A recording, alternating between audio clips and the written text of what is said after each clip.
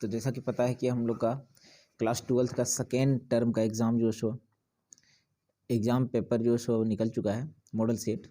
तो आज हम लोग इस वीडियो के ज़रिए टर्म 2 का सेट 1 का सॉल्यूशन देखने की कोशिश करेंगे, पूरा डिटेल एक्सप्लेनेशन के साथ। तो सबसे पहले आपसे हम्बल रिक्वेस्ट होगा कि आराम से जब तक वीडियो कंप्लीट नहीं होता है, शुरू से अंत तक आप एक बार ज़रूर देखेंगे। और अगर फिर भी कहीं कन्फ्यूजन हो तो वीडियो एक बार और दोबारा देखेंगे, मुझे लगता है पूरा A to Z आपको टॉपिक क्लियर हो जाएगा। तो वैसे स्टूडेंट जो चैप्टर पहले पढ़े हुए, मुझे नहीं लगता कहीं पे कोई दिक्कत होगा। देखिए हम लोग स्टार्ट करते हैं बगैर देर किए हुए। वैसे स्टूडेंट जो अभी तक चैनल को सब्सक्राइब नहीं किए हैं, सबसे पहले चैनल को सब्सक्राइब किए, चूँकि इस टाइप का जितना सारा मॉडल सेट आया हुआ है प्लस प्रीवियस ईयर का जितना सारे क्वेश्चंस पूछे गए हैं, क्वेश्चंस बैंक केमिस्ट्री का A to Z detail solution आपको यहाँ पे मिल जाएगा।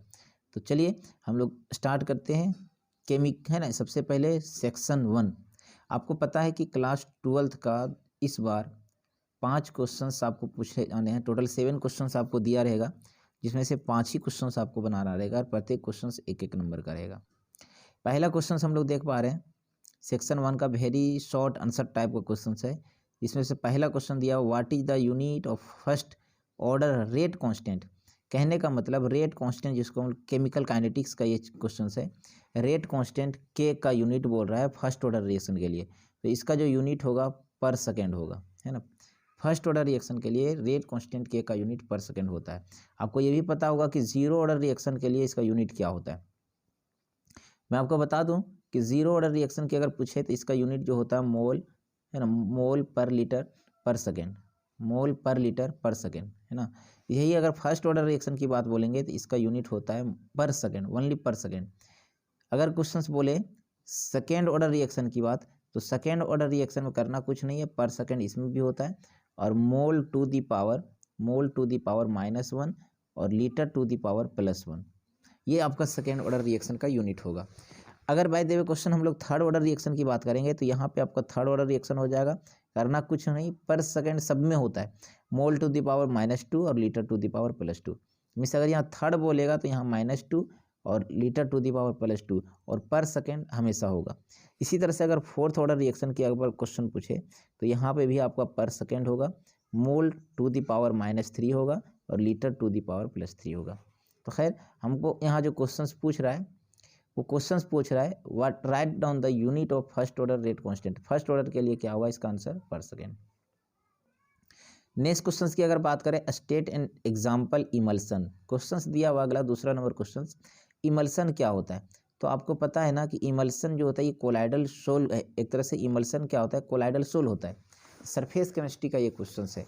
इमल्सन का मतलब होता है लिक्विड प्लस लिक्विड के मिक्सचर को हम लोग इमल्सन कहते हैं, जहाँ पे डिस्पर्स फेस भी लिक्विड होना चाहिए, डिस्पर्सन मीडियम भी लिक्विड होना चाहिए, ठीक है। ये जो इमल्सन होता है वो 2 टाइप का होता है। पहला जो होता है ऑयल इन वाटर इमल्सन, और दूसरा जो होता है ऑयल इन वाटर, है ना, water in oil emulsion first, and second होता है oil in water type emulsion.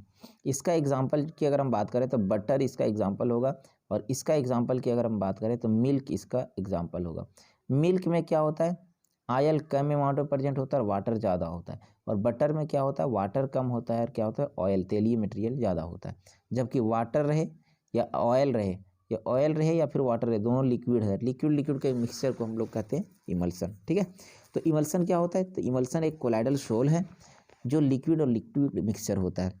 इसमें ये 2 टाइप का होता है, वाटर इन ऑयल और ऑयल इन वाटर, ठीक है। वाटर इन ऑयल के लिए बटर इसका एग्जांपल होगा, और ऑयल, है ना, ऑयल इन वाटर के लिए इसका एग्जांपल मिल्क होगा। चलिए नेक्स्ट क्वेश्चंस की अगर हम बात करने की कोशिश करेंगे तो अगला क्वेश्चन हम लोग का है तीसरा number question, write one example of bidentate ligand. Question बोल रहा है बायडेंटेड लिगेंड का एक एग्जांपल दीजिए। तो आपको पता होगा बायडेंटेड ये कोऑर्डिनेशन कंपाउंड का एक तरह से ये चैप्टर है। आप पढ़े होंगे कोऑर्डिनेशन कंपाउंड में कि अगर ये मेटल है तो मेटल के साथ यहाँ लिगेंड रहता है जो कोऑर्डिनेट बॉन्ड से जुड़ा हुआ रहता है। तो जनरली अगर ये लिगेंड एक लोन पेयर ऑफ इलेक्ट्रॉन को डोनेट करे सेंट्रल मेटल एटम को, उसको मोनोडेंटेड कहते हैं। 2 लोन पेयर ऑफ इलेक्ट्रॉन को डोनेट करे डाइडेंटेड, 3 डोनेट करे ट्राइडेंटेड, 3 से ज़्यादा डोनेट करे तो पॉलीडेंटेड कहलाता है।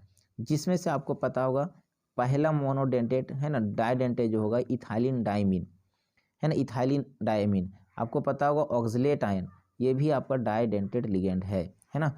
ऑक्सलेट आयन की अगर स्ट्रक्चर की हम लोग बात करें, है ना, इसका स्ट्रक्चर की अगर हम बात करें तो आपको पता होगा इथाइलिन डायमीन का स्ट्रक्चर क्या होता है, NH2, यहाँ पे क्या होगा CH2 और फिर क्या हो जाएगा NH2, है ना।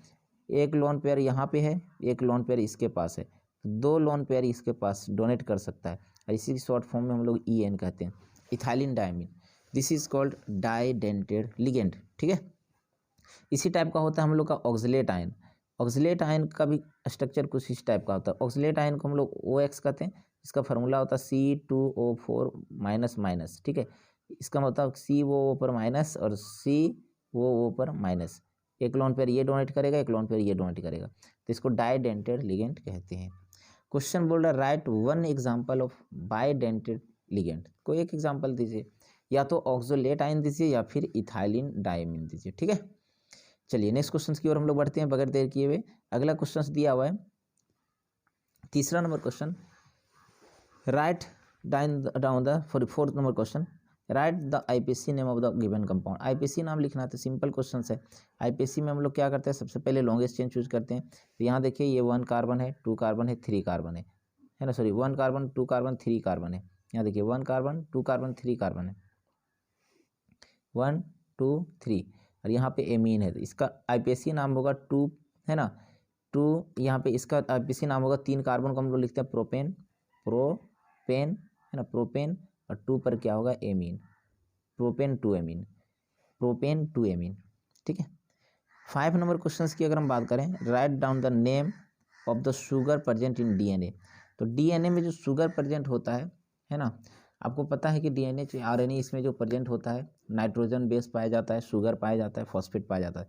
तो DNA में जो शुगर पाया जाता है वो होता है डीऑक्सी राइबोज न्यूक्लिक एसिड, है ना, डीऑक्सी राइबोज, इसका आंसर होगा डीऑक्सी राइबोज। 6 नंबर क्वेश्चन दिया हुआ है, right down the monomer of nylon 6। Question बोल रहा है नाइलॉन 6, ये पॉलीमर का चैप्टर है, इसका मोनोमर क्या होता है। तो मोनोमर की अगर हम बात करें तो NH2 CH2 6 और NH2, इसको हम लोग कहते हैं, है ना, हेक्सेन एमीन, हेक्सेन 1,2 डायएमीन, हेक्सा, है ना, हेक्सेन 1,2 डायमीन। इसका एक ये मोनोमर होता है, एक होता है एडीपिक एसिड। एक एडीपिक एसिड का फॉर्मूला होता है COOH, है ना, CH2 कितने टाइम, 4 टाइम, और फिर से COOH, ये होता है आपका एडीपिक एसिड। मतलब डाइओइक एसिड को जब डायएमीन के साथ रिएक्शन करवाते हैं तो एक पॉलीमर बनता है जिसका नाम होता है नाइलॉन 6। तो इसके मोनोमर का नाम लिखना है, तो डायएमीन और डाइओइक एसिड। डाइओइक एसिड का नाम होता है एडीपिक एसिड, और इसका नाम लिख सकते हैं हेक्सेन 1,6 डायएमीन, ठीक है। तो इसका मोनोमर होगा। अब हम लोग आते हैं next, what is the tincture of iodine. तो टिंचर ऑफ आयोडीन क्या होता है, एक तरह से क्या होता है, एंटीसेप्टिक होता है, एंटीसेप्टिक होता है, ठीक है, एंटीसेप्टिक होता है। जैसे यहाँ पे देखिए बताया गया टिंचर ऑफ आयोडीन क्या होता है। तो टिंचर ऑफ आयोडीन क्या होता है, यहाँ पे देखिए टिंचर ऑफ आयोडीन जो होता है 2 से 3% सॉल्यूशन आयोडीन का in alcohol water is called tincture of iodine. Tincture of iodine क्या होता है, 2 से 3% सॉल्यूशन किसका, आयोडीन का, अल्कोहल में और वाटर में, उसको हम लोग कहते हैं टिंचर ऑफ आयोडीन, ठीक है।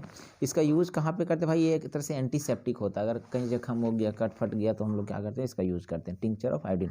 केमिस्ट्री इन एवरीडे लाइफ का ही टॉपिक है। अभी देखिए हम लोग क्वेश्चन देखे थे नाइलॉन 6 वाला क्वेश्चन, तो नाइलॉन 6 वाला देखिए, तो यहाँ पे हम लोग देखने की कोशिश कर रहे हैं, ये डायएमीन एसिड है, हेक्सेन मिथाइल, है ना, डायएमीन है, ये एडीपिक एसिड है, दोनों को पॉलीमराइज किए तो क्या बन गया, यहाँ से इसका OH और इसका H क्या हुआ, बाहर निकल गया H2O, और दोनों ग्रुप यहाँ से जुड़ गया, और एक बड़ा सा स्ट्रक्चर बना जिसको हम लोग क्या कहते हैं, नाइलॉन 6 कहते हैं, जैसे यहाँ पे स्ट्रक्चर दिया हुआ, ठीक है। अगला क्वेश्चन अभी हम लोग क्या देखे थे, शुगर जो DNA में कौन सा शुगर पाया था, बीटा 2 डीऑक्सीराइबोज, बीटा 2 डाइऑक्सीराइबोज, या सिंपल इसको डीऑक्सीराइबोज भी बोलेंगे तो सही आंसर होगा, है ना। इसका IPC नाम देखिए दिया हुआ प्रोपेन 2 एमीन, ठीक है। यहाँ हम लोग अगला आंसर की देखने की कोशिश किए थे, बाइडेंटेड लिगेंड किसको कहते हैं, तो which have only 2 pair of donor atom is present. वैसे लिगेंड जिसके पास 2 पेयर डोनर एटम प्रेजेंट हो उसको हम लोग कहते हैं बाइडेंटेड लिगेंड। जैसे एग्जांपल दिया हुआ इथाइलिन डायमीन, जिसको EN के नाम से भी हम लोग जानते हैं, है ना, इथाइलिन डायमीन जिसको हम लोग EN के नाम से भी जानते हैं, और OX ऑक्सैलेट आयन, ठीक है। इसका स्ट्रक्चर भी दिया हुआ देखिए, इथाइलिन डायमीन का और ऑक्सैलेट आयन का, ठीक है। नेक्स्ट आंसर अभी हम लोग क्या करने की कोशिश किए थे, देखिए इमल्सन क्या होता है। तो इमल्सन क्या होता है, लिक्विड लिक्विड मिक्सचर होता है कोलाइडल सोल का, उसको इमल्सन कहते हैं। इमल्सन के दो टाइप होते हैं, water in oil type emulsion, जिसको बटर एग्जाम्पल होगा, oil in water type emulsion, ये मिल्क इसका एग्जाम्पल होगा। तो यही तभी हम लोग पढ़े थे एक्चुअल और मॉडल सेट में, पहला क्वेश्चन पढ़े थे भी हम लोग।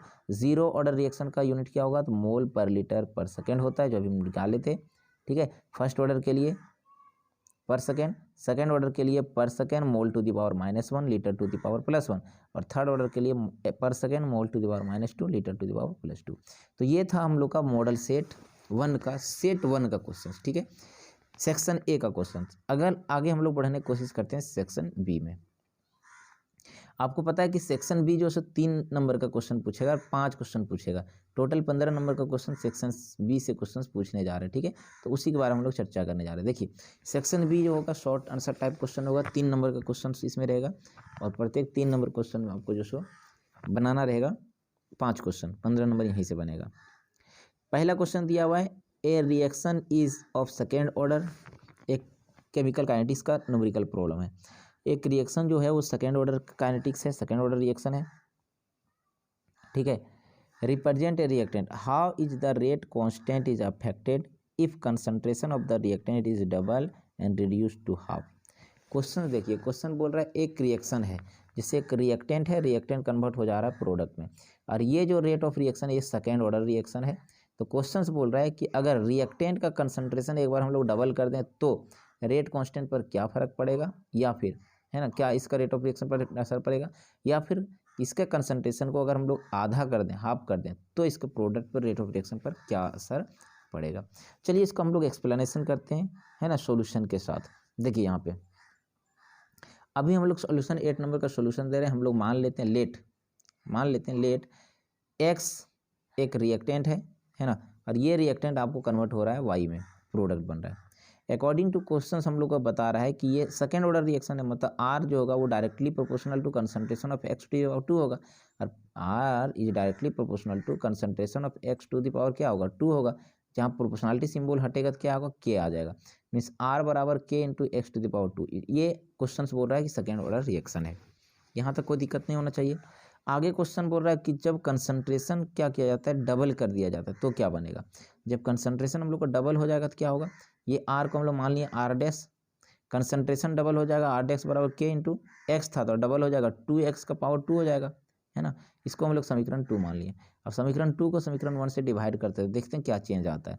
From equation 2 divide 1 we get, equation 2 क्या था, आर डैश, और आर डैश का वैल्यू आया था के इंटू 2x² बटे R1, है ना। आर का वैल्यू क्या है, के एक्स स्क्वायर। यहाँ से अगर हम लोग काटने की कोशिश करते हैं तो ये एकदम सिंपली कट जाता है, और यहाँ से के कैंसिल हो गया, एक्स स्क्वायर कैंसिल हो गया, है ना। यहाँ देखिए तो 4x² आ गया, नीचे एक्स स्क्वायर कट गया, 4 आ गया। इसका मतलब क्या हुआ कि आर डेक्स बराबर निकालना चाहेंगे तो 4r आ जाएगा। मतलब पहले जो रेट ऑफ रिएक्शन था उसको अगर हम 4 गुना करते हैं तब जो सो आर डैश बनेगा, मतलब ये क्या हुआ 4 टाइम इंक्रीज हो जाएगा।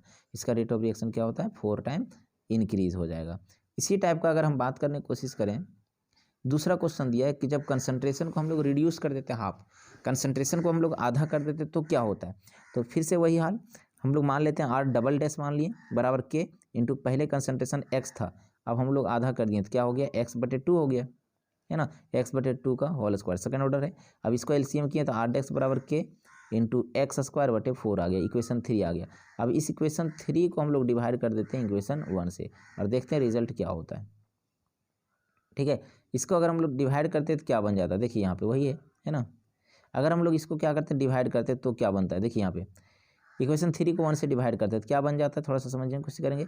आर डबल डैश आया के इंटू x²/4, और r का वैल्यू जो आ गया के x², ठीक है। यहाँ देखिए ना, इसको अगर हम लोग क्या करते हैं, गुना करते हैं तो कितना आता है, इसको गुना करते हैं तो क्या होता है, आर डबल डैश बराबर के इंटू x²/4 आ गया 3, और है ना इसको हम लोग डिवाइड कर देते हैं तो क्या बचेगा, देखिए तो के कैंसिल हो गया, x² कैंसिल हो गया, 4 आया, मतलब आर डैश बराबर r/4 आया, आर डैश बराबर r/4, मतलब क्या हुआ 1/4 जो है सो टाइम ये रिड्यूस हो जाता है।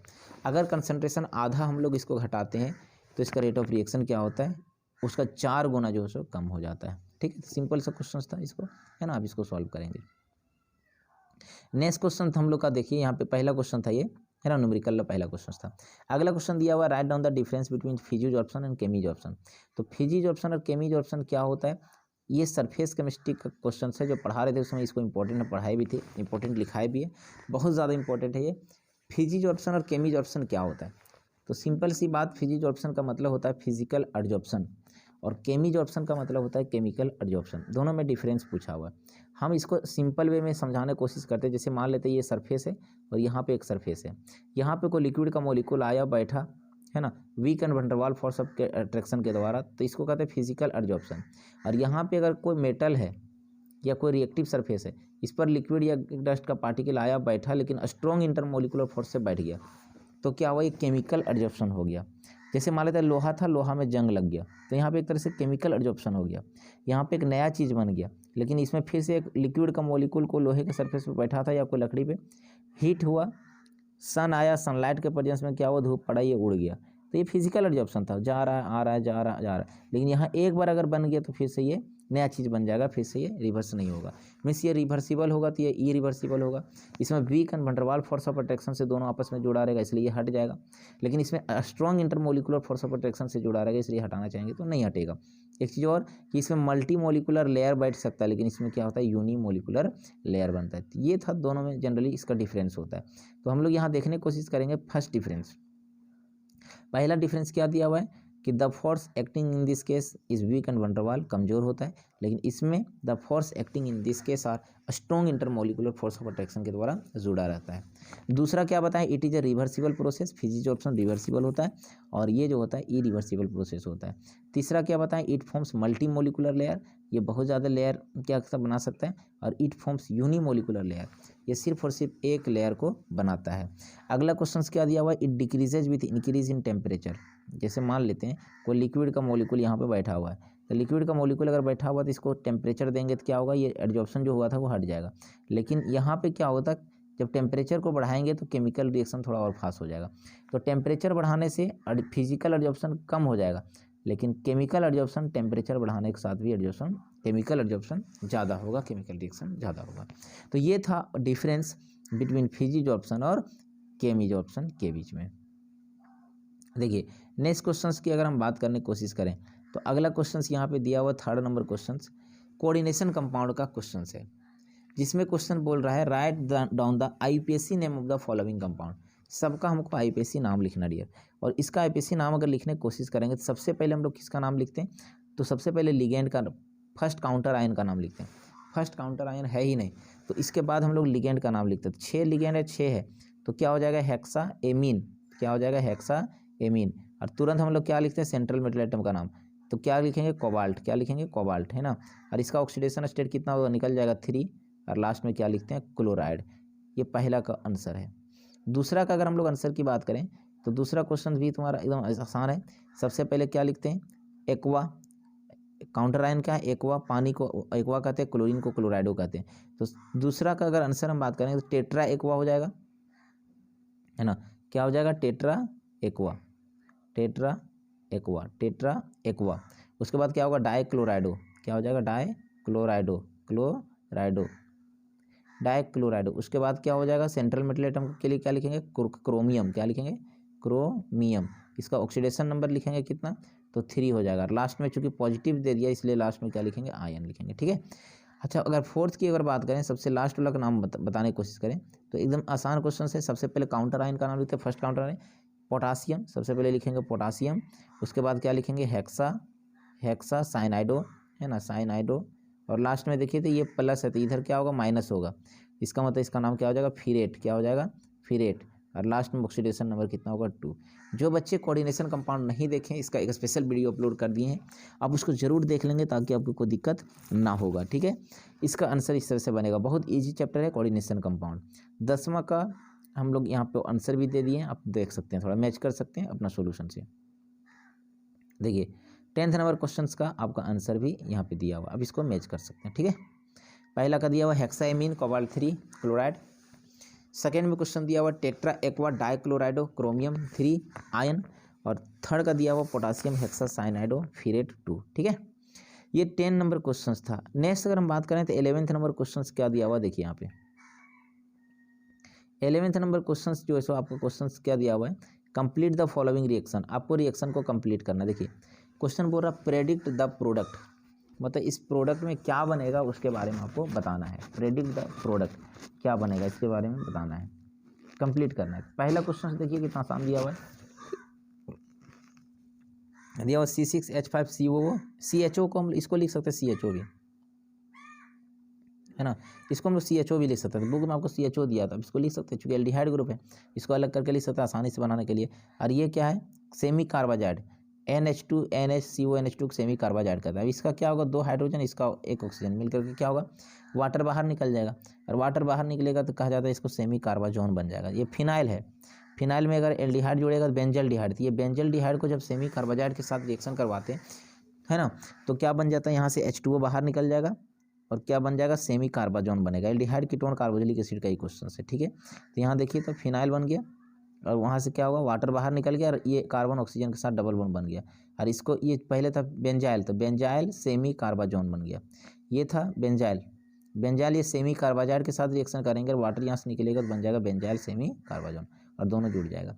ये है एमीन का चैप्टर। देखिए एमीन में क्वेश्चन दिया हुआ है कि एमीन में जब Br2 के साथ रिएक्शन करेंगे और वो भी in the presence of water, तो क्या होगा कि दोनों ऑर्थो पर और एक पारा पर क्या होगा, ब्रोमीन जुड़ जाएगा।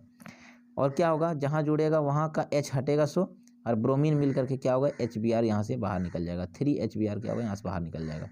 ठीक है, मीन्स जो प्रोडक्ट बनेगा 2,4,6 ट्राइब्रोमो एनिलीन बनेगा।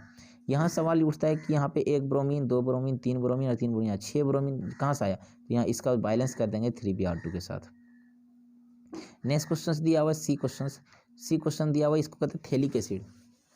थैलिक एसिड को अगर हम लोग SOCl2 के साथ हीट करते हैं और इसको हम लोग रिएक्शन करवाते हैं तो क्या बनता है, तो करना कुछ नहीं है, इसमें क्या करेंगे हम लोग, देखिए तो इसका OH ग्रुप और इसका H ग्रुप क्या बाहर निकल जाएगा, तो H2O यहाँ से बाहर निकल जाएगा और ये वाला दोनों आपस में क्या होगा, जुड़ जाएगा, है ना।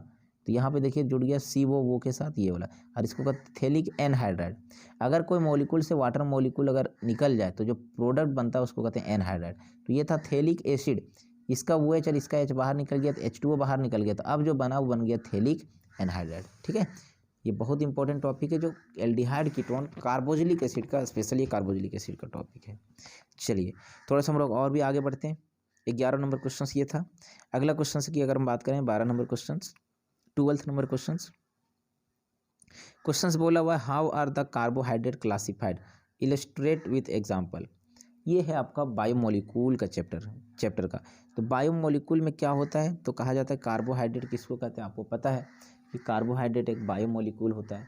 बायोमोलिक्यूल का मतलब होता है जिससे हम लोग को जान बना हुआ, जैसे carbohydrate, protein, fat, vitamin, minerals, nucleic acid, इससे हम लोग का लाइफ बना हुआ है, इसलिए इसको हम लोग बायोमोलिक्यूल कहते हैं। ठीक है, बायोमोलिक्यूल में ये चैप्टर पढ़ना है कार्बोहाइड्रेट। तो कार्बोहाइड्रेट के अंदर ग्लूकोज, फ्रुक्टोज, माल्टोज, लैक्टोज, ये सब कार्बोहाइड्रेट है।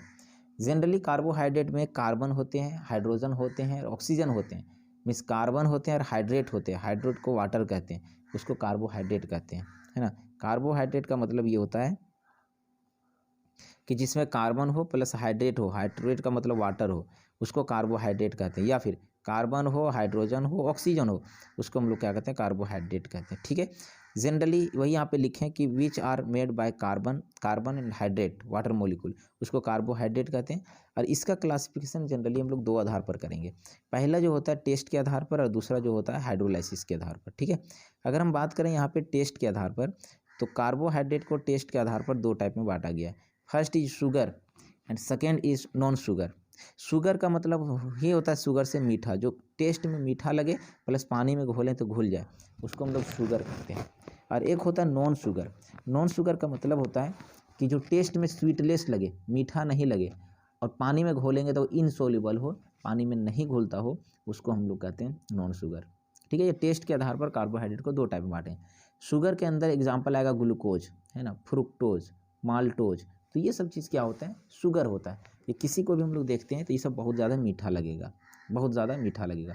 क्वेश्चन प्रीवियस ईयर में एक बार क्वेश्चन पूछा हुआ था, पिछले बार BPSC क्वेश्चन में पूछा हुआ था कि, है ना, ये जो हनी है, मधु जो है उसमें सबसे ज़्यादा क्या पाया जाता है, ग्लूकोज, फ्रुक्टोज, माल्टोज। तो इसका सबसे आंसर होगा कि फ्रुक्टोज। फ्रुक्टोज जो होता है सबसे ज़्यादा मीठा होता है ना, तो मधु में सबसे ज़्यादा फ्रुक्टोज पाया जाता है। तो ये क्योंकि कार्बोहाइड्रेट मीठा लगता है इसलिए इसको शुगर कहेंगे। और नॉन शुगर का मतलब जो मीठा नहीं लगता, जो कस्सा टाइप का लगेगा, जिसके अंदर एग्जाम्पल आ जाएगा स्टार्च हो जाएगा, सेल्यूलोज हो जाएगा, समझ रहे ना। जैसे मान लेते हैं कि एक पेड़ है, पेड़ का आप पत्ती लीजिए, है ना, एक पेड़ का आप देखिए पत्ती लीजिए, और है ना पेड़ का पत्ती लीजिए, उसको क्या करिए, चबा के देखिए, थोड़ा कांसा टाइप का लगेगा, तो वो सेलुलोज स्टार्च होता है जो कि स्वीट नहीं होता, उसको हम लोग कहते हैं नॉन शुगर। तो ये पहला क्लासिफिकेशन था on the basis of taste के आधार पर। दूसरा अगर हम बात करें हाइड्रोलाइसिस के आधार पर, तो हाइड्रोलाइसिस के आधार पर जनरली कार्बोहाइड्रेट को 3 टाइप में बांटा गया है, जिसमें से पहला टाइप का नाम है monosaccharide, monosaccharide, oligosaccharide, polysaccharide. Mono का मतलब होता है एक, ओलिगो का मतलब होता है 2 से 10, पॉली का मतलब होता है 10 से ज़्यादा। मीन्स एक ऐसा कार्बोहाइड्रेट जिसको पानी में घोल देंगे तो अगर वो नहीं घुले, एक था और एक ही रहे, तो उसको कहते हैं मोनोसैकेराइड। ओलिगोसैकेराइड में एक वैसा कार्बोहाइड्रेट जिसको पानी में घोलेंगे तो 2 से 10 छोटे छोटे पार्ट में टूट जाए, उसको कहते हैं ओलिगोसैकेराइड। पॉलीसैकेराइड का मतलब होता है कि जिसको पानी में घोलने के बाद बहुत सारे छोटे छोटे पार्ट में टूट जाए, उसको हम लोग कहते हैं पॉलीसैकेराइड। एग्जाम्पल के तौर पर ग्लूकोज को अगर आप पानी में घोलते हैं तो वो छोटा पार्ट ही होता है, ग्लूकोज और नहीं घोलता, वो स्मॉलेस्ट पार्ट होता है। ग्लूकोज को पानी में घोलेंगे तो और छोटे छोटे पार्ट में नहीं घोलेगा, इसीलिए इसको कहते हैं क्या, मोनोसैकेराइड। फ्रुक्टोज भी मोनोसैकेराइड, मेनोज भी मोनोसैकेराइड होता है। गिव वन मोनोमर है मोनोसैकेराइड ऑन हाइड्रोलाइसिस। क्वेश्चन दिया है कि जिसको हाइड्रोलाइसिस करेंगे तो एक ही मोनोसैकेराइड देगा, उसको मोनोसैकेराइड कहते हैं। ओलिगोसैकेराइड में जिसमें 2 से 10 पार्ट में टूट जाएगा उसको हम लोग ओलिगोसैकेराइड कहते हैं, और 2 से 10 पार्ट में टूटेगा उसको ओलिगोसैकेराइड कहते हैं। 2 पार्ट में टूट जाएगा उसको डाइसैकेराइड, 3 पार्ट में टूट जाएगा उसको ट्राइसैकेराइड, 4 पार्ट में टूट जाएगा टेट्रासैकेराइड, 5 पार्ट में टूट जाएगा पेंटासैकेराइड, इस तरह से होता है। तो 2 से 10 पार्ट में टूटने वालों को हम लोग कहते हैं ओलिगोसैकेराइड। इसके अंदर एग्जाम्पल ढेर सारा आता है, जिसमें से सिर्फ और सिर्फ आपको पढ़ना है डाइसैकेराइड। तो देखिए एग्जाम्पल जो दिया हुआ सुक्रोज, सुक्रोज चीनी जिसका फॉर्मूला C12H22 होता है, सुक्रोज हो गया, लैक्टोज हो गया, माल्टोज हो गया, ये तीनों ऐसे होते हैं जिसको पानी में घोलेंगे ना तो बस 2 ही पार्ट में टूटेगा, इसलिए इसको हम लोग डाइसैकेराइड कहते हैं, जो कि ओलिगोसैकेराइड के अंतर्गत आता है। नेक्स्ट दिया वो पॉलीसैकेराइड। पॉलीसैकेराइड का क्या होता है, जिसमें पानी में घोलेंगे तो मोर देन 2 मोनोसैकेराइड में 10 मोनोसैकेराइड में टूट जाएगा, उसको कहते हैं पॉलीसैकेराइड। इसके अंदर एग्जाम्पल आएगा स्टार्च और क्या आ जाएगा, सेलुलोज। तो ये था आपका कार्बोहाइड्रेट। कार्बोहाइड्रेट का मतलब जिसमें कार्बन और हाइड्रोजन और ऑक्सीजन से मिलकर बना हुआ कार्बोहाइड्रेट होता है। इसका 2 आधार पर हम लोग क्लासीफाई करते हैं, टेस्ट के आधार पर शुगर और नॉन शुगर, और हाइड्रोलाइसिस के आधार पर मोनोसैकेराइड, ओलिगोसैकेराइड और पॉलीसैकेराइड। ठीक है, चलिए नेक्स्ट क्वेश्चन दिया हुआ आपका 13, what is natural rubber, right down the name and structural formula of its monomer. Question बोल रहा है व्हाट इज नेचुरल रबर। मैं आपको बता दूं ये क्लास में सब पढ़ाया गया है, पूरा डिटेल पढ़ाया गया है, तो वैसे बच्चे जो नहीं ये किए आप है ना पढ़े, जो बच्चे है ना नोट्स नहीं लिखे, इसको आप देख करके लिख सकते हो। देखिए पहला क्वेश्चन की अगर हम बात करें नेचुरल रबर क्या होता है, तो वैसा नेचुरल रबर एक तरह से पॉलीमर होता है।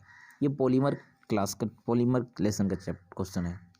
नेचुरल रबर एक पॉलीमर होता है जो गॉड गिफ्टेड होता है, मेड उसको नहीं बनाता, गॉड गिफ्टेड होता है, और इसको जहाँ से हम लोग तैयार करते हैं वो प्लांट होता है, और उस प्लांट का नाम होता है रबर ट्री, रबर ट्री है ना, या इसको हम लोग कहते हैं लेटेक्स ट्री, लेटेक्स ट्री, वहाँ से लेटेक्स निकलता है ना, लेटेक्स एक रबर टाइप का गोंद टाइप का निकलता है मटेरियल, इसको लेटेक्स ट्री कहते हैं। जनरली इस टाइप का पेड़ जो होता है मलेशिया वगैरह में बहुत ज़्यादा पाया जाता है। तो जनरली नेचुरल रबर का मतलब होता है which are obtained from nature, nature मतलब लेटेक्स ट्री से तैयार करते हैं या रबर ट्री से तैयार करते हैं, उसको नेचुरल रबर कहते हैं। इसमें देखा यह जाता है कि ये जो लेटेक्स होता है उसमें 30 से 35% नेचुरल रबर होता है ना, which can be coagulated by adding of acetic acid and formic acid, जिसमें हम लोग एसिटिक एसिड और फॉर्मिक एसिड का यूज करके उसको हम लोग तैयार करते हैं नेचुरल रबर। इसका एग्जाम्पल अगर क्वेश्चन पूछेगा कि नेचुरल रबर का एक एग्जाम्पल दीजिए, तो इसका बेहतरीन एग्जाम्पल, बहुत फेमस एग्जाम्पल है जिसका नाम होता है आइसोप्रीन। इसको दिमाग में बैठा लेंगे, परमानेंट मेमोरी में इसको डाल लेंगे कि आइसोप्रीन जो होता है एक नेचुरल रबर का मोनोमर है, इसी से नेचुरल रबर बनता है। आइसोप्रीन का फार्मूला क्या होता है, CH2 double bond CH3 CH है ना, इसको कहते हैं आइसोप्रीन, ये कॉमन नाम होता है, ध्यान रखना। चलिए नेक्स्ट क्वेश्चन आपको जो दिया हुआ है, अगला क्वेश्चन कौन सा क्वेश्चन है देख लेते हैं भाई। नेक्स्ट क्वेश्चन दिया हुआ है राइट शॉर्ट नोट्स ऑन, आपको शॉर्ट नोट्स बताना है एंटीबायोटिक में, और बी में दिया हुआ है एंटा एसिड में। ठीक है। तो एंटीबायोटिक क्या होता है आपको पता है कि आपको तबीयत खराब होएगा सबसे पहले कहता है एंटीबायोटिक भी लेना पड़ेगा भाई, है ना। आपको पढ़ाया गया ये topic chemistry in everyday life का है। एंटीबायोटिक का मतलब होता है कि एक ऐसा केमिकल सब्सटेंस जो माइक्रो ऑर्गेनिज्म के द्वारा तैयार किया जाता है और जो आने वाला हार्मफुल बैक्टीरिया जो हम लोग के बॉडी में आता है उसको मारने का काम करता है, उसको एंटीबायोटिक कहते हैं।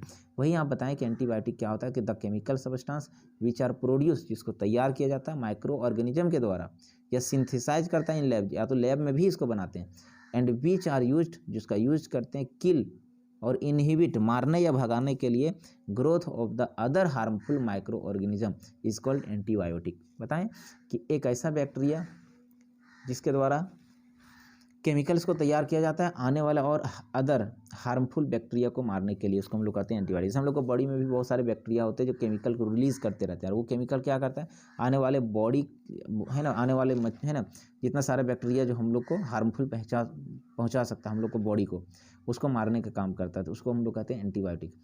फेमस इसका नाम अब याद रखेंगे कि एक एंटीबायोटिक का नाम क्या होता है, तो पेनिसिलिन एक एंटीबायोटिक का नाम है, और टेट्रामाइसिन, टेट्रासाइक्लिन एक एंटीबायोटिक का नाम है। इसके बाद बी में ऑप्शन एक और डिफाइन करना था आपका, एंटा एसिड।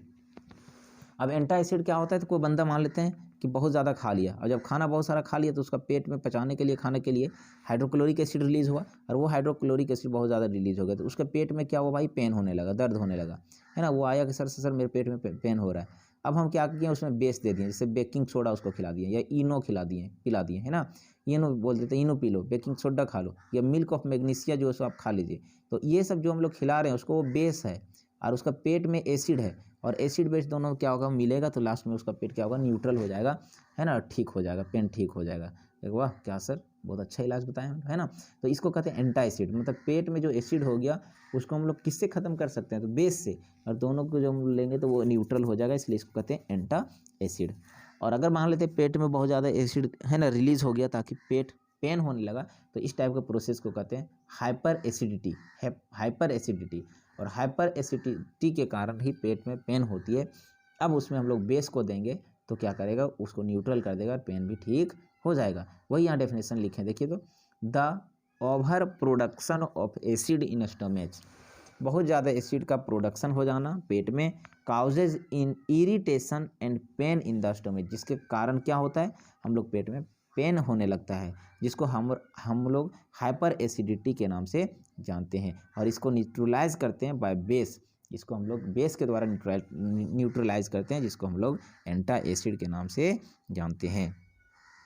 एक आध दो एंटा एसिड हम लोग का नाम ध्यान रखना है, जैसे हो गया मिल्क ऑफ मैग्नीशिया, जिसका फार्मूला होता है MgO2, एक आपको पता है बेकिंग सोडा होता है, सोडियम बाइकार्बोनेट होता है ना, सोडियम हाइड्रोजन कार्बोनेट भी कर सकते हैं, NaHCO3, ठीक है। तो ये बहुत ज़्यादा इम्पोर्टेंट टॉपिक था। चलिए हम लोग को अभी ये सेक्शन 1 और सेक्शन 2 दोनों हम लोग का कंप्लीट होता है। लास्ट सेक्शन की ओर हम लोग चलते हैं, जो लॉन्ग टाइप का क्वेश्चंस यहाँ से पूछा जाता है, और 5-5 नंबर का क्वेश्चन पूछेगा, 3 क्वेश्चन पूछेगा यहाँ से, 15 नंबर का क्वेश्चन। चलिए सबसे पहला क्वेश्चन दिया हुआ है, सो आपको दिखाना है that for a first order kinetics, एक फर्स्ट ऑर्डर काइनेटिक्स के लिए the time required for 99% of completion of a reaction is twice the time required to complete 90% of the reaction. Question दिया हुआ है, so that for a first order reaction, एक first order reaction kinetic है, the time required for 99% completion of a reaction is twice to the time required to complete, मतलब इसको proof करना है ना। आपको पढ़ाए थे फर्स्ट ऑर्डर रिएक्शन के लिए हाफ लाइफ पीरियड निकालने का फॉर्मूला, है ना, उसी क्वेश्चन से यहाँ बनेगा। मान लेते हैं, देखिए तो for a first order reaction के लिए हम आपको फार्मूला बताए थे, टाइम और रेट कांस्टेंट के लिए फार्मूला क्या पढ़ाए थे बाबू, फॉर फर्स्ट ऑर्डर रिएक्शन के लिए यहाँ देखिए तो, फॉर फर्स्ट ऑर्डर रिएक्शन के लिए टाइम रिक्वायर्ड के लिए फार्मूला था, अगर 99% अगर रिएक्शन कंप्लीट हो रहा है तो उसमें कितना टाइम लगेगा, तो मान लेते T1 बराबर एक फार्मूला पढ़ाए थे 2.303 लॉग, है ना, A/A-x, तो A हम लोग मान लेते A/A-x, पहले वाला कंसंट्रेशन था A, ये कितना ले लिए 100%, और बाद में जो बचा वो कितना 99%, तो क्या हुआ 100/100 - 99, 2.303 लॉग A/A-x, 100/100 - 99/K, है ना, इसका फॉर्मूला ही होता है। अब यहाँ देखिए तो क्या होगा 2.303 लॉग 100 हो जाएगा, 100 को लिख सकते हैं 10⁻², है ना, बटे K1। अब 10⁻² को हम लोग इधर लिख सकते हैं, तो क्या बन जाएगा, T1 बराबर 2.303 2 log 10, और 2 log 10 का वैल्यू 1 होता है ना, log 10 का वैल्यू 1 होता है। अब यहाँ से हम लोग फॉर्मूला क्या आ गया, T1 बराबर 2.303 2 बटे K1। एक फॉर्मूला हम लोग यहाँ से आ गया जब 99% की बात करें। अब हम लोग अगला इसी तरह से फॉर्मूला लेंगे जो 90% को कंप्लीट करता है। For a first order reaction the time required for 90% completion. अब 90% के लिए हम लोग क्या करेंगे, T2 मान लेंगे, और T2 जब हम लोग मारेंगे यहाँ से, T2 बराबर 2.303 log 100 बटे A माइनस एक्स, है ना, तो A में 100% होगा, और A माइनस एक्स में क्या होगा, 100% था, उसमें 90% कंप्लीट होगा, 100 माइनस 90 बटे K1। अब T2 बराबर हो गया 2.303 log, यहाँ देखिए तो 100 में 90 चल गया, 10 बचा, 10 यहाँ पे और एक ऊपर 0 कट जाएगा, बचेगा ऊपर में 10 log 10। और आपको पता है कि log 10 का वैल्यू कितना होता है, 1 होता है, ठीक है। तो यहाँ पे वैल्यू कितना आ गया, T2 बराबर 2.303 बटे K1 आ गया। इसीलिए अगर हम निकालना चाहेंगे यहाँ पे T2 इसका T2 का और T1 का हम लोग जो पहले पढ़े हैं, इसका अगर हम लोग क्या करते हैं, देखिए यहाँ पे अगर दोनों का कंपेरिजन करते हैं, तो कंपेरिजन करिए तो देखिए तो ये टोटल को हम लोग क्या मान सकते हैं, T2 मान सकते हैं, ये टोटल को हम लोग क्या मान सकते हैं, है ना, T2 मान सकते हैं, जो यहाँ पे आया और यहाँ लास्ट में 2 है। इसका मतलब क्या हुआ, दोनों को कंपैरिजन किए तो क्या आ गया, T2 बराबर आ गया इतना, इसलिए T1 बराबर आ गया 2 गुने T2।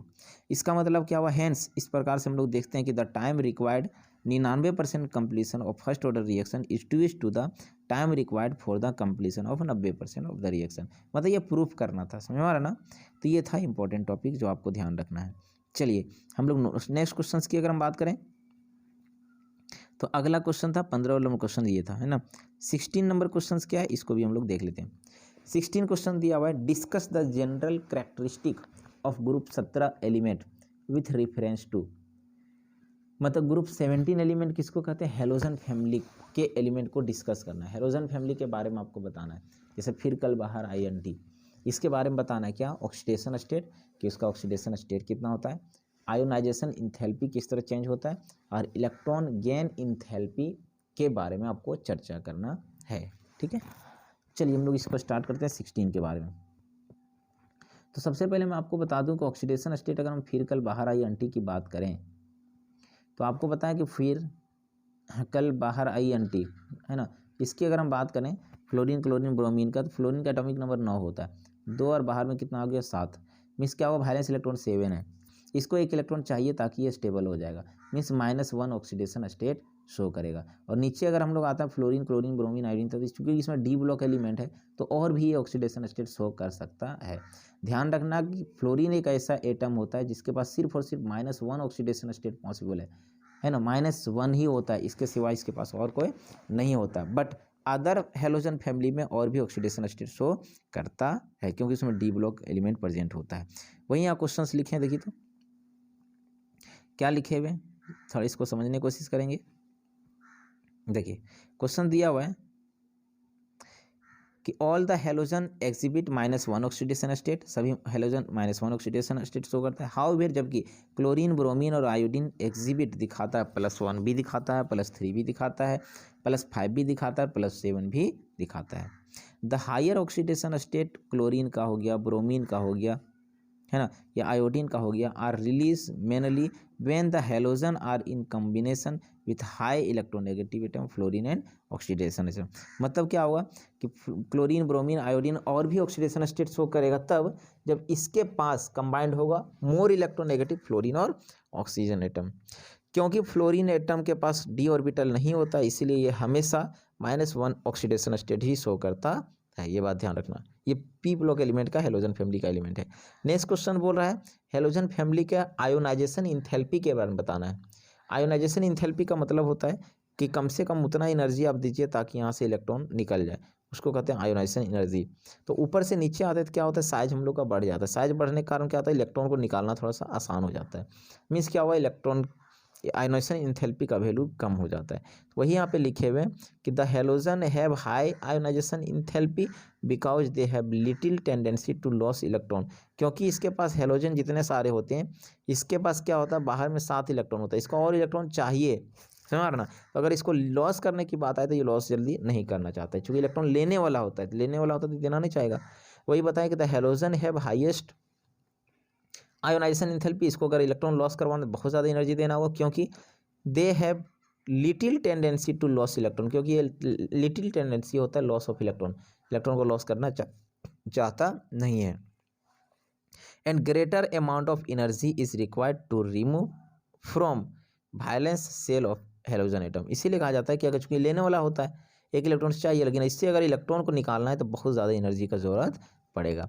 क्या बताएं, वाइल जबकि on moving down in group 17, जबकि हम ऊपर से अगर नीचे हम लोग बढ़ते हैं 17 में, the value of ionisation enthalpy क्या होता है, डिक्रीज हो जाता है। आयोनाइजेशन एंथैल्पी का वैल्यू धीरे धीरे क्या होगा, कम हो जाएगा, क्योंकि इसका साइज क्या होता है, बढ़ जाता है। यहाँ देखिए लिखा हुआ है एक टेबल छोटा सा दिए हुए कि फ्लोरीन क्लोरीन बाहर, ब्रोमीन आयन ऊपर से नीचे आते हैं, साइज बढ़ जाता है। साइज बढ़ने के कारण क्या होता है भाई, एटॉमिक रेडियस बढ़ जाता है, जिसके कारण इलेक्ट्रॉन आसानी से निकल सकता है। आयोनाइजेशन एंथैल्पी धीरे धीरे डिक्रीज होता है। अगला क्वेश्चन दिया हुआ इलेक्ट्रॉन गेन एंथैल्पी।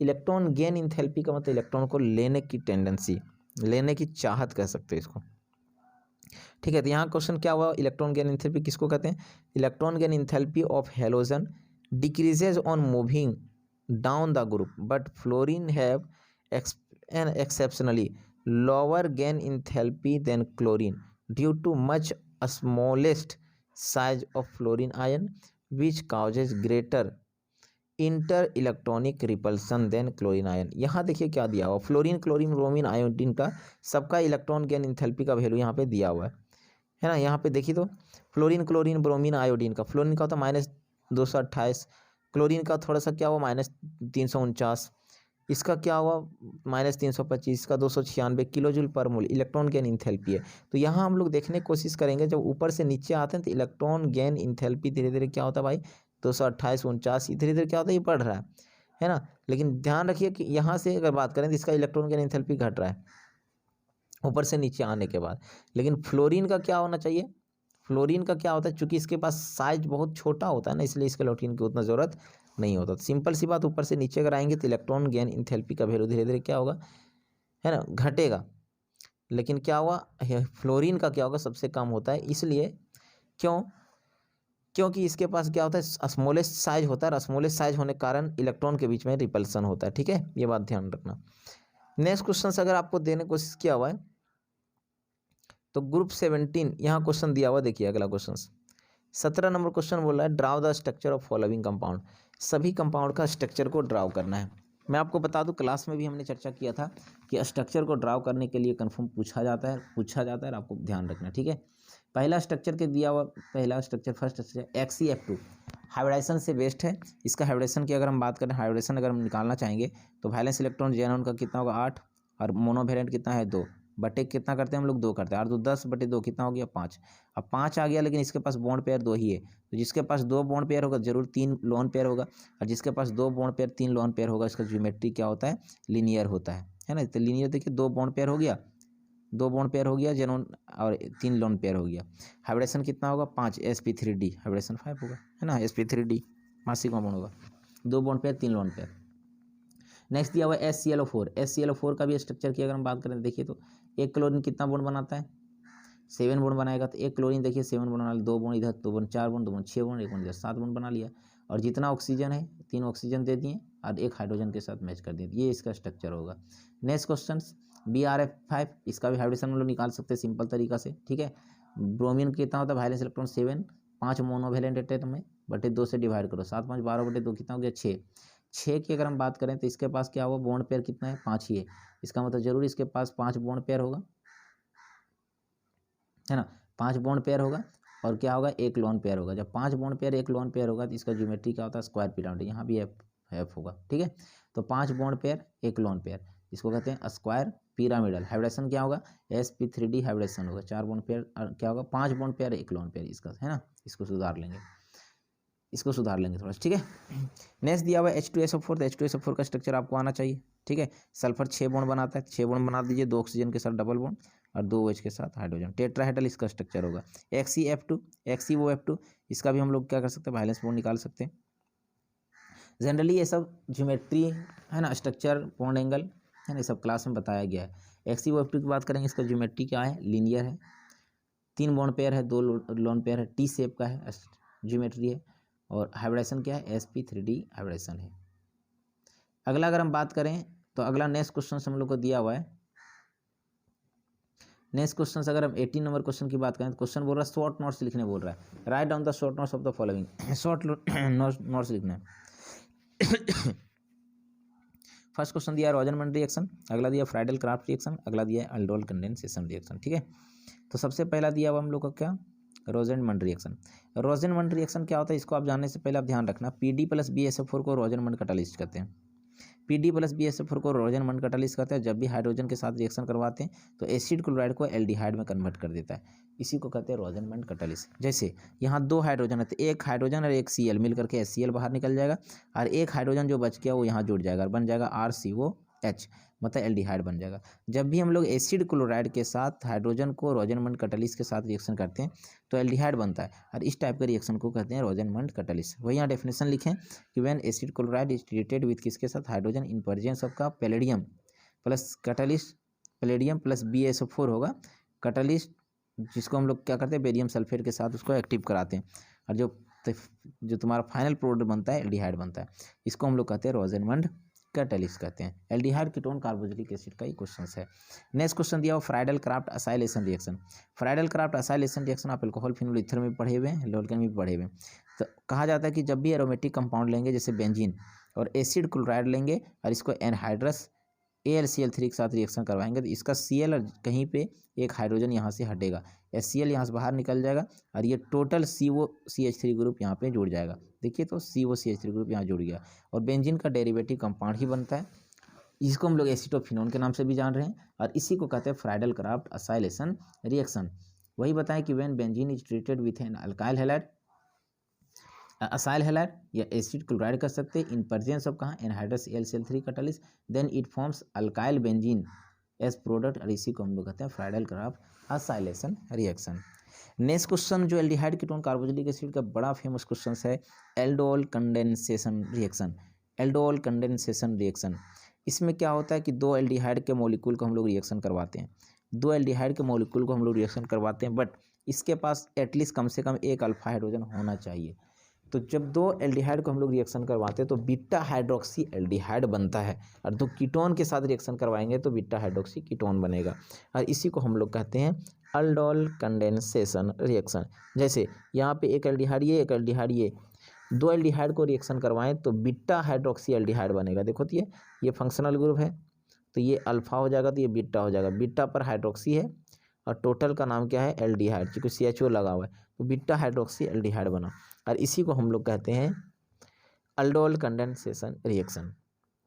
फिर से सुनिए कि जब 2 एल्डिहाइड जिसके पास एटलीस्ट 1 अल्फा हाइड्रोजन होता है उसको रिएक्शन करवाते हैं in the presence of dilute NaOH तो क्या बनता है बीटा हाइड्रोक्सी एल्डिहाइड, और इस टाइप के रिएक्शन का नाम होता है अल्डोल कंडेंसेशन रिएक्शन। ठीक है, यहाँ पे हम लोग देखने की कोशिश ये कर रहे हैं कि ये एल्डिहाइड है, ये फंक्शनल ग्रुप है, इसके बगल को अल्फा हाइड्रोजन इसका है ना, और ये बॉन्ड यहाँ से टूटेगा, यहाँ से जब टूटेगा तो ये H प्लस यहाँ पे जुड़ जाएगा और बन जाएगा OH है ना, और दोनों आपस में क्या होगा यहाँ से जुड़ जाएगा। वही यहाँ पे लिखें, थोड़ा सा समझिए, यहाँ वही लिखे हुए इसका एक H प्लस इसका O के साथ जुड़ेगा तो क्या बन जाएगा, यहाँ पे देखिए OH बन जाएगा है ना, डबल बॉन्ड यहाँ टूट जाता है, सिंगल बॉन्ड में आ गया, और क्या हुआ ये आपस में यहाँ से जुड़ गया, और क्या जुड़ गया यहाँ पे CH2COH, मतलब बीटा हाइड्रोक्सी एल्डिहाइड बना। इसको हम लोग कहते हैं aldol condensation reaction. When aldehyde having 1 alpha hydrogen atom is treated with cold या तो dilute NaOH solution then it forms beta hydroxy aldehyde is called aldol condensation reaction. ठीक है, तो ये बहुत ज़्यादा इंपॉर्टेंट क्वेश्चन था। नेक्स्ट क्वेश्चन की अगर हम बात करने की कोशिश करेंगे तो सबसे लास्ट क्वेश्चन है और वो है कन्वर्जन। कन्वर्जन दिया हुआ है, how will you convert the following conversion. Benzene से एनिलीन बनाना है, बेंजीन से एनिलीन बनाना है, कैसे बनाएंगे देखिए, आपको दिया बेंजीन से एनिलीन बनाना है, एनिलीन जिसका फार्मूला NH2 होता है, तो आपको पता है इसको रिडक्शन करवा देंगे तो बन जाएगा। बेंजीन लिए, बेंजीन को पहले नाइट्रोबेंजीन में कन्वर्ट कर दिए कौन के HNO3 H2SO4 के साथ, आपको पढ़ाया गया रिएक्शन, HNO3 टूटेगा OH पर माइनस है ना, और NO2 पर प्लस, ये OH माइनस और ये H यहाँ से H2O बाहर निकल गया और ये NO2 ग्रुप यहाँ जुड़ गया नाइट्रो, और नाइट्रो को क्या किया हम लोग रिएक्शन करवा दें SnHCl, रिडक्शन करवा दिए, तो यहाँ से ऑक्सीजन हट गया, हाइड्रोजन आ गया, एनिलीन बन गया। नेक्स्ट क्वेश्चन दिया हुआ क्लोरोइथेन से प्रोपेन एमीन। क्लोरोइथेन से प्रोपेन एमीन कैसे बनेगा, देखिए इधर क्लोरोइथेन है, प्रोपेन एमीन बनाना था, KCl यहाँ से क्या हुआ, बाहर निकल गया, साइनाइड बन गया। और साइनाइड को जब हम लोग रिडक्शन करवा देते हैं तो कार्बन को हाइड्रोजन मिल जाएगा CH2 और नाइट्रोजन को हाइड्रोजन मिल जाएगा तो NH2 बन जाएगा, है ना। नेक्स्ट क्वेश्चन दिया हुआ नाइट्रोबेंजीन से एनिलीन, फिर से वही हाल, नाइट्रोबेंजीन से एनिलीन बनाने का तरीका देखो, इसको आप याद रख लो, है ना। देखिए नाइट्रोबेंजीन से एनिलीन बनाने का तरीका क्या होता है कि रिडक्शन करवा दो, कौन करेगा, SnHCl। तो यहाँ क्वेश्चन दिया हुआ नाइट्रोबेंजीन से एनिलीन बनाना है, तो यहाँ करना क्या है, नाइट्रोबेंजीन ले लिए, SnHCl के साथ रिएक्शन करवाएं तो नाइट्रोजन से ऑक्सीजन हट गया, हाइड्रोजन जुड़ गया, बन गया एनिलीन। नेक्स्ट है बेंजोइक एसिड टू एनिलीन।